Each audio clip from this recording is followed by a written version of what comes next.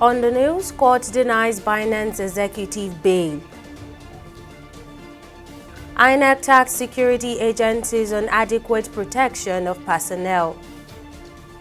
And First Ladies of Africa throw weight behind accelerated cancer prevention and treatment. It's a pleasure to have you join us on News Now on TV 360 Nigeria. I'm Tamilore Akinkwolye. Justice Emeka Nweti of Federal High Court in Abuja has denied bail to Trigan Gambrian in Executive Binance Holding Limited. The decision was based on concerns that Gambrian might flee if released on bail. The court session involved the arraignment of Gambrian and his company on a 5-count charge related to money laundering, which both parties pleaded not guilty. Counsel to the defendant, Mark Modi, argued for bail, suggesting that the court could impose conditions to ensure Gambrian's presence. However, prosecutor Ekele Iheanacho opposed the application, labeling Gambrian a flight risk, laying emphasis on his suspicious behavior and his dual citizenship as factor. In his ruling, Justice Nweti cited the severity of the charges and potential flight risks as reason for denying bail. He agreed with the prosecution's argument and ordered the Gambrian be remanded in EFCC custody. Senator Oluremi Tinubu, Nigeria's First Lady, has organized a high-level forum aimed at addressing the ongoing battle against cancer in Africa. The event brought together First Ladies from the Organization of Islamic Cooperation (OIC) to discuss strategies for reducing cancer prevalence in the region. During the forum, key stakeholders convened to highlight the crucial role of early detection and treatment in combating cancer. This next report has more details. Africa's fight against cancer is taking the center stage once again as leaders and experts gather to promote early detection and treatment of the disease. The high-level regional forum on cancer awareness hosted by Nigeria's First Lady Senator Oluremi Tinubu in Abuja brought together member states of the Organization of Islamic Cooperation (OIC). In her address, the First Lady highlighted the current administration's effort in cancer management, including increased budgetary allocation for health in 2024 and expanded access to cancer treatment. We also pledge to advocate for the prioritization of cancer prevention and control in health agenda at both national and international level through multi-sectoral approach. We hereby call upon member states, 1. To invest more resources in addressing the risk factor associated with cancer by educating children at school to develop the culture of physical activities, healthy diet, lifestyle, launch public education campaigns about healthy diets, targeting adults, engage with representatives of the food industry to ensure compliance with guidelines on healthy diet and promote physical activities as part of everyday life. Speaker of the House of Representatives, Tajuddin Abbas, also laid emphasis on the need for a National Cancer Act, expressing confidence in the positive outcomes of the advocacy led by the First Ladies. The House will work with the First Lady, Her Excellency Senator Oluremi Tinubu, to enact a National Cancer Act to reduce cancer mortality through comprehensive measures, including the promotion of cancer screening, early diagnosis, treatment advancements, and palliative care. It will also guarantee greater investment in cancer care infrastructure and provide a framework for establishing and strengthening. The First Lady of Turkey, Emin Erdogan, also speaking at the forum, urged Africans to adopt healthy dietary systems and utilize their rich medicinal resources to combat cancer. Turkey has stepped into a new age in healthcare with the introduction of city hospitals that provide individual rooms for patients instead of the traditional medical wards, as well as family physicians in every neighborhood and free access to diagnostics and treatments that are globally recognized. And thanks to the system, even amidst the pandemic, we managed to avoid any capacity issues. First Lady from Gambia presented a report on cancer management in the country, calling for an increased awareness to tackle the disease effectively. My country suffers from the lack of adequate health infrastructure and shortage of healthcare professionals, which further causes neglect of women and youth in healthcare coverage. This forum on cancer is therefore important to draw our attention to a critical health issue affecting people worldwide. The seminar is aimed at sharing knowledge and mobilizing resources to combat cancer, particularly breast and cervical cancer among women. Tamilore Akinkwole, TV360, Lagos. A bill to establish the Health Infrastructure Development Agency has passed the second reading in the Nigerian Senate. Senator Osita Ungo of Enugu West, who sponsored the bill, said that this initiative aims to significantly enhance healthcare services and infrastructure nationwide. He added that the agency would address the pressing medical challenges faced by the country. Now, during the plenary section, Senator Abamoro of Benue South expressed strong support, saying there is the urgent need to improve healthcare infrastructure. The Health Infrastructure Development Agency Bill seeks to provide a comprehensive framework to guide the planning, financing, construction, maintenance, and regulation of healthcare infrastructure in Nigeria. It promotes the development and improvement of healthcare infrastructure so as to enhance healthcare access, quality, and delivery across the country. It also seeks to strengthen the healthcare system by focusing on the modernization of healthcare facilities by leveraging public-private partnerships to sustainable infrastructure development. Our health infrastructures are deteriorating by the day, and so I think it is an imperative need, therefore, that a bill for the establishment of this agency to regulate and enhance access to healthcare affordability is important.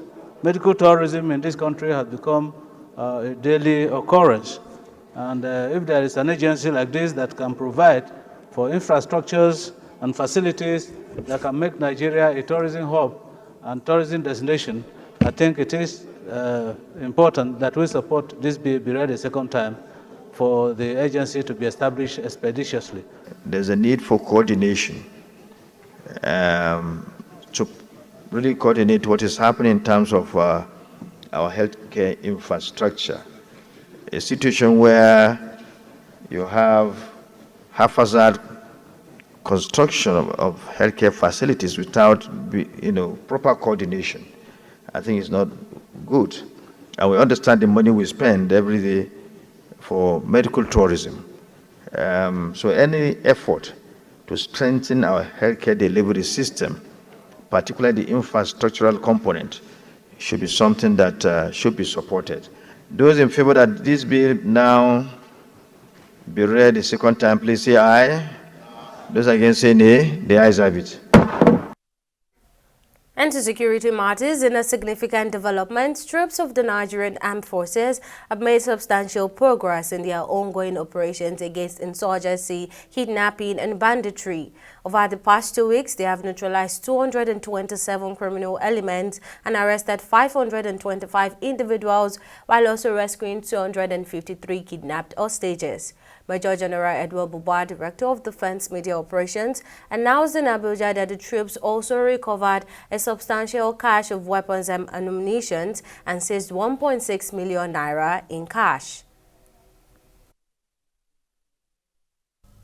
The troops of Operation Delta Save maintained momentum against the activities of crude oil theft. The troops of Operation Delta Save destroyed several illegal refining sites and recovered stolen products. The troops destroyed illegal refining sites. They also arrested violent extremists or militants in Odupani local government area of Cross River State. Troops also conducted fighting patrols in Ovia South West local government area of Edo State. Additionally, the troops of Operation Delta Safe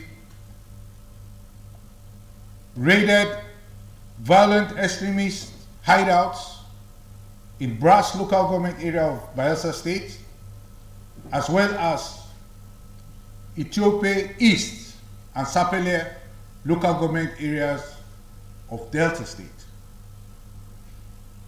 Overall, the troops of Operation Delta Safe recovered over 1.4 million liters of stolen crude oil during the week and over 150,000 liters of illegally refined AGO, otherwise known as diesel, during the week. The troops of Operation Delta Safe also discovered and destroyed 18 dugout pits, 34 boats, and 97 storage tanks during the week. And in Lagos State, the state government says plans have been concluded to airlift 1,862 intended pilgrims for the 2024 Hajj, even as it assured that Israel is now safe for 2024 pilgrimage. The State Commissioner for Home Affairs, Ibrahim Layode, said this in Alausa, Ikeja during the 2024 ministerial press briefing to mark the first year of Governor Babajide Sanwo-Olu's second term in office. Layode said that a total number of 3,655 Muslim pilgrims went on Hajj in 2023. He added that efforts were ongoing to resume in 2024 Christian pilgrimage that was stopped due to the Israel-Hamas conflict. During the Easter and Ramadan period, the Lagos State government on the 29th of March 2024 organized a combined special prayer for Nigeria and Mr. President. The event was attended by the governor, Mr. Babajide Olusola Sanwo-Olu, his deputy, Dr. Kadiri Obafemi Hamzat, past deputy governors, 7 legislators at the National Assembly and the House of Assembly here, member of the State Executive Council, religious leaders, and other top government functionaries who were present on that day.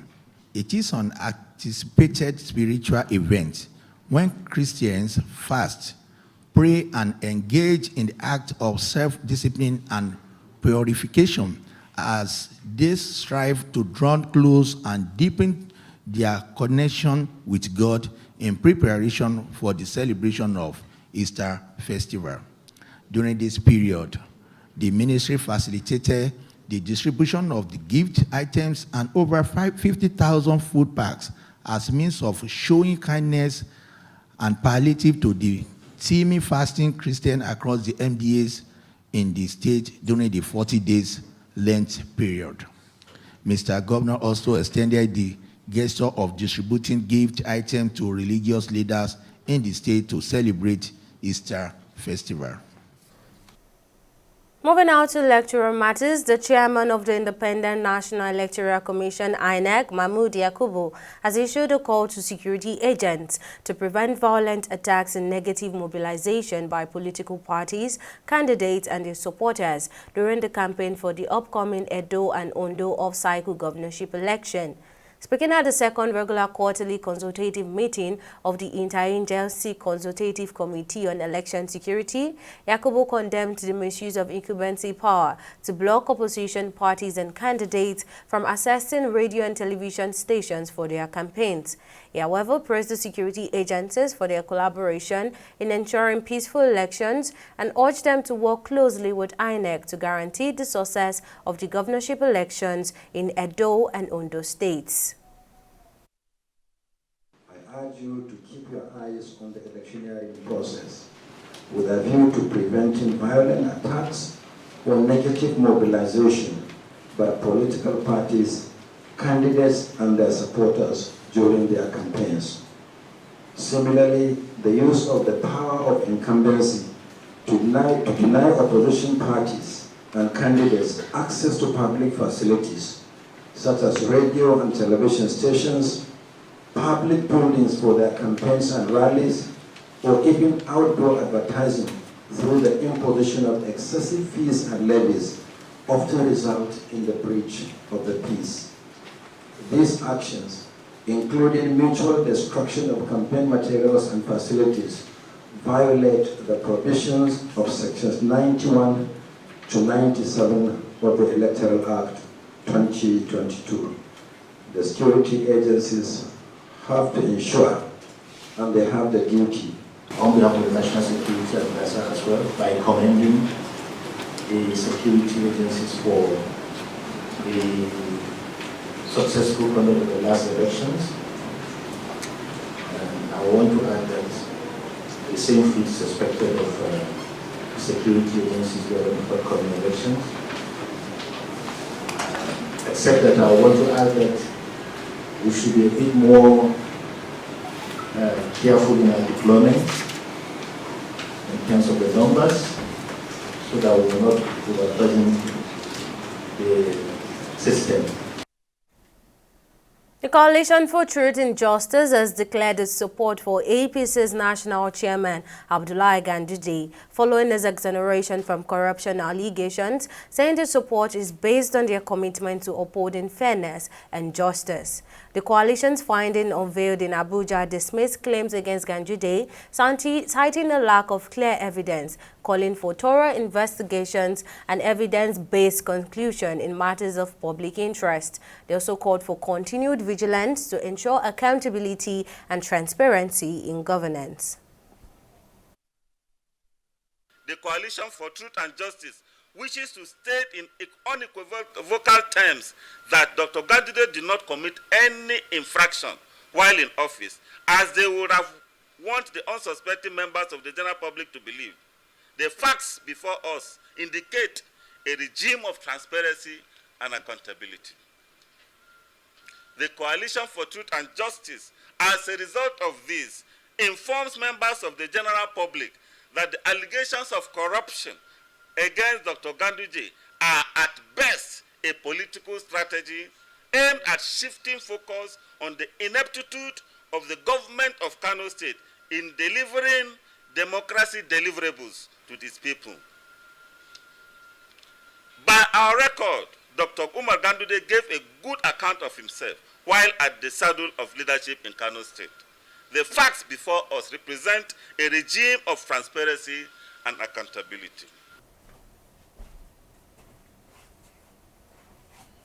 We'll take a break here, but coming up after this break, NFF says Finidi George to remain in charge till 2026. Details of the story after this break.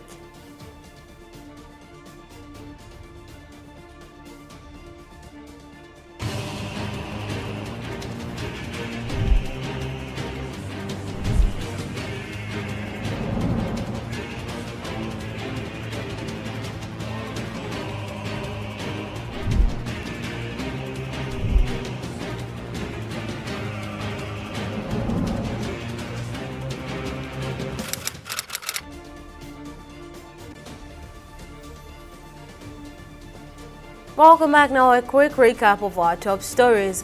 Justice Emeka Nwite of the Federal High Court in Abuja has denied bail to Trigan Gambrian, an executive of Binance Holding Limited, who faces money laundering charges. The decision was based on concerns the Gambrian might flee if released. Now, despite argument from the defendants' counsel for bail with conditions, the prosecution opposed, citing Gambrian's dual citizenship and suspicious behavior. We also told you that INEC Chairman Mahmoud Yakubu has urged security agents to prevent violent attacks and negative mobilization during the upcoming Edo and Ondo off-cycle governorship elections.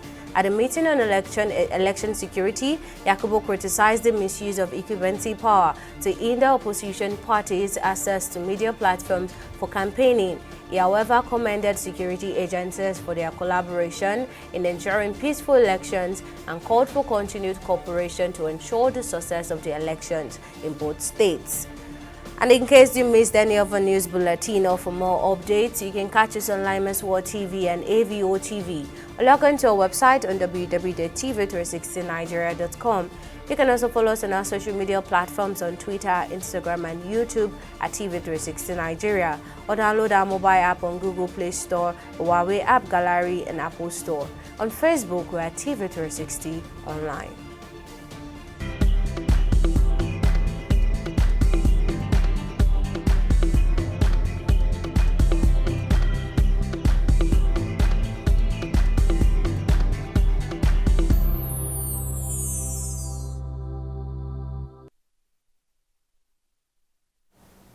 Let's join Okweyemi Owosheni for latest in the world of business. Okwe, can you keep us up to speed? Thank you, Tamilore. Hello and welcome to Business News. A bill proposing the establishment of the Federal University of Agriculture and Entrepreneurship in Bama, Borno State has successfully passed its second reading. The bill sponsor, Kaka Shehu of Borno Central, said the institution has the potential to draw Nigerian youth in dedication and self-reliance, aiming to significantly reduce unemployment in the country. Patrick Undubueze of Imo North and Moguno Mohammed of Borno North also supported the bill, adding that the entrepreneurship program would enhance food security, create employment, and offer alternative approaches to youth employment in light of the country's growing population. Mr. President, distinguished colleagues, the proposed university will train Nigerian youth self-reliance, which in a general sense is what actually promotes productivity and other economic activities, which obviously lead to development of Nigeria.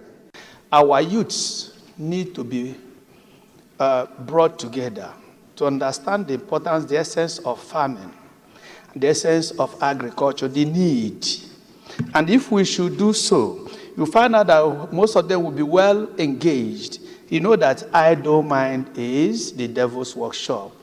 In the north, you have Boko Haram. In the west, even in the east, you have unknown gunmen.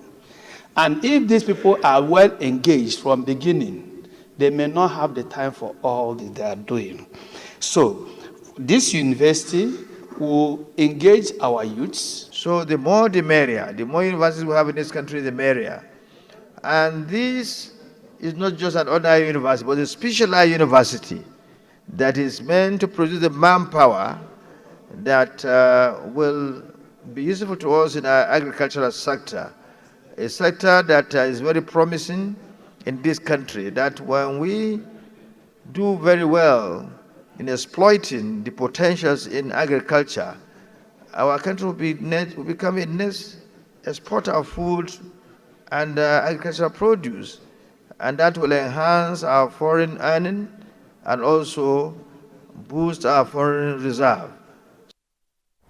Still in the world of business, following the removal of fuel subsidy on May 29, 2023, President Bola Ahmed Tinubu launched the Presidential Compressed Natural Gas Initiative in October 2023 to promote cheaper, safer, and environmental-friendly energy. In a recent move to support this transition, the federal government mandated that all government vehicles must be CNG compliant, aiming to boost demand and investment in CNG. At a stakeholder engagement in Abuja, Fidelis Achieve, the Director of Research, Design and Development at the National Automotive Design and Development Council, announced the commencement of accreditation and certification for CNG conversion workshops. He said only workshops meeting safety and quality standards will be certified, ensuring a safe adoption of CNG in Nigeria's transportation system. Among the objectives of the initiative is the utilization of CNG to be an alternative transportation fuel to cushion the impact of fuel subsidy removal. Nigeria must embrace CNG vehicles as a means of cheaper transportation. This will alleviate the effect of fuel subsidy removal, mitigate environmental concerns, and a means of market expansion for Nigerian economy. It also creates more job opportunities and wealth creation, which is in line with Mr. President's renewed hope agenda. There are critical government agencies, the Nigerian Institute of Transport Technology, the National Board for Technical Education, the Standards Organization of Nigeria. All these agencies and institutions are working collaboratively with the Nigerian Automotive Design Council and the Presidential Initiative to ensure that the right training is being conducted, the right curriculum is being developed, and appropriate standards are being implemented.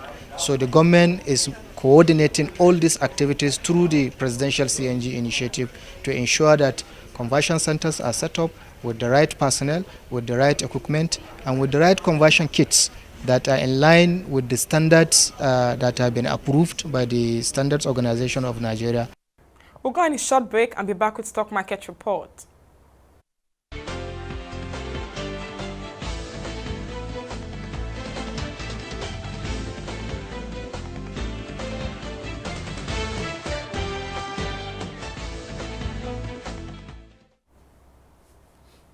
Welcome back. The equities market recorded a bearish trade on the last weekday of trading, reducing slightly by 0.03%, with the market capitalization at 55.52 trillion naira. The week risk recorded a lot of losses this week.